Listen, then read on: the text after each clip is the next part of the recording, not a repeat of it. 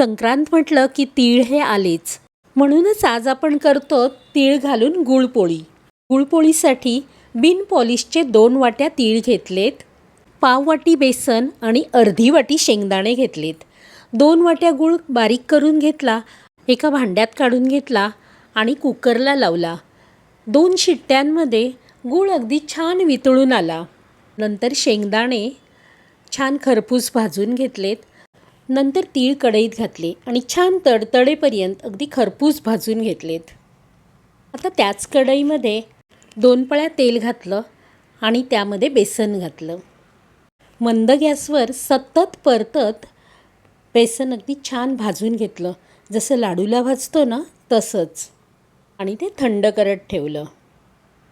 नंतर शेंगदाणे सोलून घेतले आणि मिक्सरच्या जारमध्ये घेऊन शेंगदाणे आणि तीळ छान बारीक वाटून घेतले. ते एका बोलमध्ये काढले. आता त्यामध्ये वेलची, जायफळ आणि सुंठ पावडर घातली. नंतर भाजलेलं बेसन घालून सगळं एकजीव करून घेतलं. हे झालं आपलं सारण तयार. मग एका परातीत 1 वाटी मैदा, 1 वाटी गव्हाचं पीठ आणि अर्धी वाटी बेसन आणि 2 चमचे तांदळाचं पीठ घेतलं. चवीपुरतं मीठ घातलं आणि छान मऊसूत पीठ मळून घेतलं.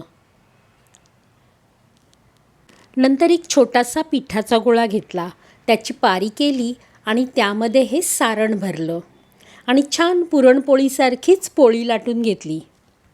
फक्त ही पोळी लाटताना पोळपाटावर तांदळाची पिठी घेतली, त्यामुळे ना ही पोळी पटापट छान सरकते. त्यामुळे ना पोळी जराही न फुटता व्यवस्थित लाटता येते.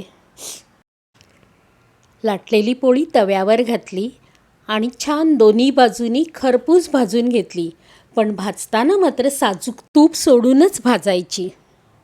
एरवी आपण सणाला पुरणपोळी करतो, पण संक्रांत म्हटली की गुळपोळीचा मान, कारण यात तीळ असतात. तीळ आणि गूळ दोन्हीही थंडीमध्ये आपल्या शरीराला उष्णता देतात. आणि या पोळ्या तुम्हाला माहिती आहे का, या गुळपोळ्या 5-6 दिवस सहज टिकतात. काय करणार ना गुळपोळी?